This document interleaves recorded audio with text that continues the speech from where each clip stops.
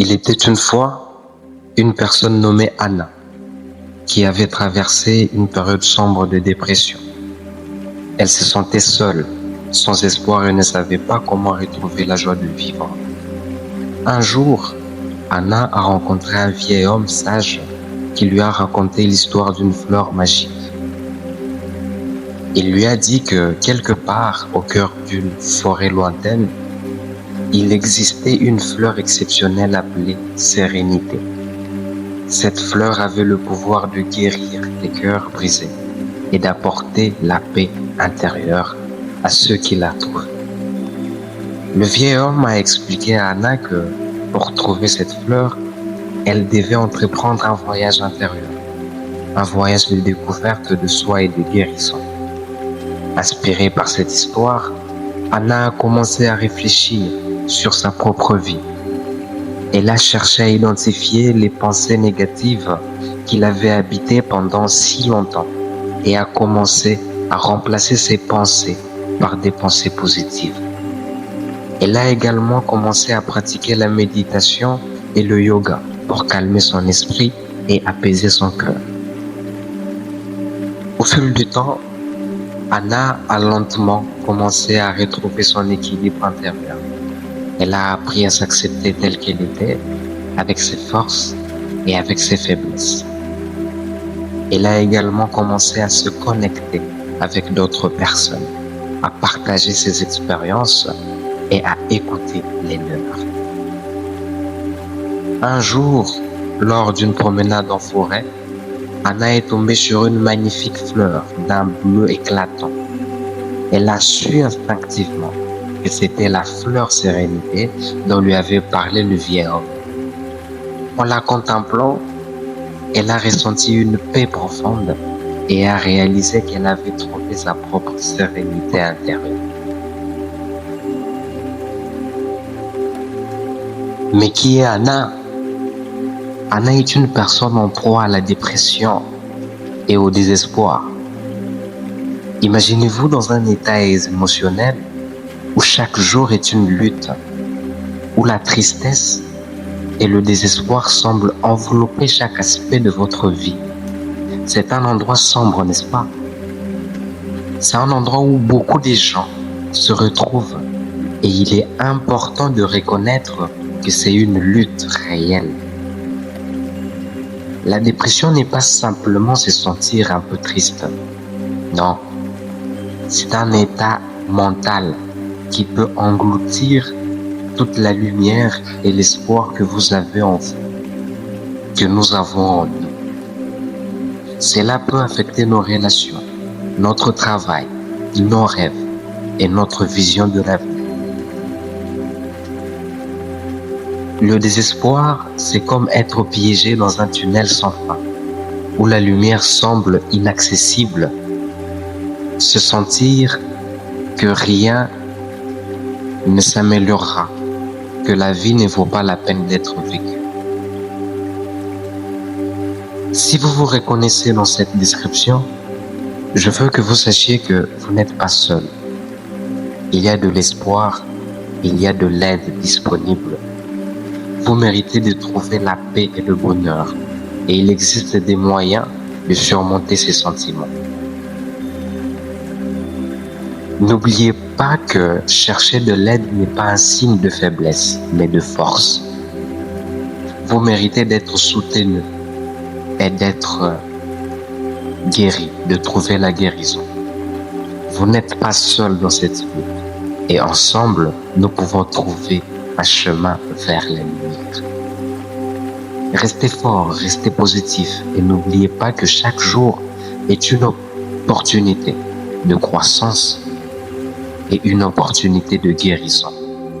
En nous inspirant de l'histoire d'Anna, nous pouvons reconnaître 3 étapes de guérison. Première étape, l'auto-réflexion et l'identification des pensées négatives. L'autoréflexion, c'est comme regarder dans un miroir émotionnel. C'est prendre le temps de comprendre nos pensées, nos émotions et nos réactions. C'est un moment pour se connecter avec soi-même et examiner de plus près ce qui se passe à l'intérieur. L'identification des pensées négatives est un aspect crucial de cette autoréflexion. Nous avons tous ces petites voix intérieures qui nous disent des choses comme « je ne suis pas assez bon » ou « je ne peux pas le faire ». Ces pensées peuvent être comme des poids qui nous retiennent, nous empêchant d'avancer et de réaliser notre plein potentiel. Développons des techniques pour reconnaître ces pensées négatives, les remettre en question et les remplacer par des pensées positives et constructives.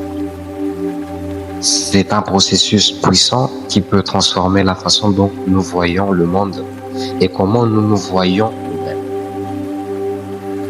L'autoréflexion et l'identification des pensées négatives sont des outils essentiels pour cultiver une mentalité positive et construire une vie épanouissante. Cela demande du travail et de la pratique, mais les résultats en valent la peine. Deuxième étape, la pratique de la méditation, du yoga et la recherche de la paix intérieure. La méditation et le yoga sont des pratiques puissantes qui nous aident à nous connecter avec notre esprit, notre corps et notre âme. La méditation nous permet de calmer notre esprit, de cultiver la pleine conscience et de trouver la sérénité dans notre vie quotidienne. Le yoga, quant à lui, combine la méditation avec des postures physiques pour renforcer le corps et l'esprit. La recherche de la paix intérieure est une quête personnelle pour trouver l'harmonie et l'équilibre dans nos vies. Cela implique d'explorer nos émotions, nos pensées et nos croyances pour trouver un état de tranquillité et de bien-être profond. Développons ensemble des techniques de méditation, des séances de yoga pour tous les niveaux et des conseils pour cultiver la paix intérieure au quotidien.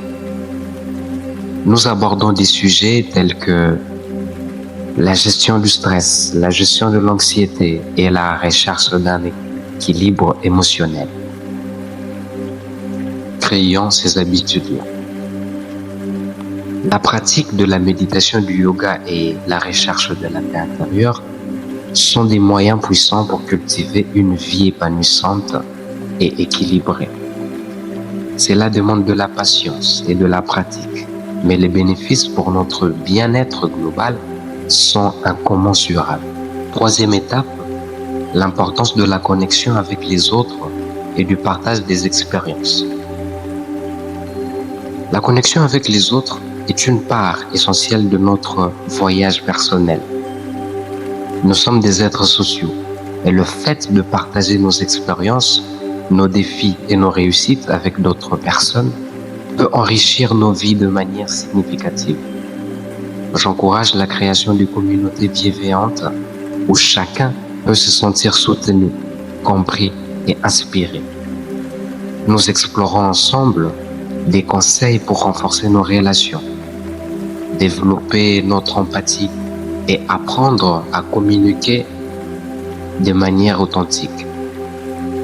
Le partage des expériences est un moyen puissant de grandir et d'apprendre les uns des autres.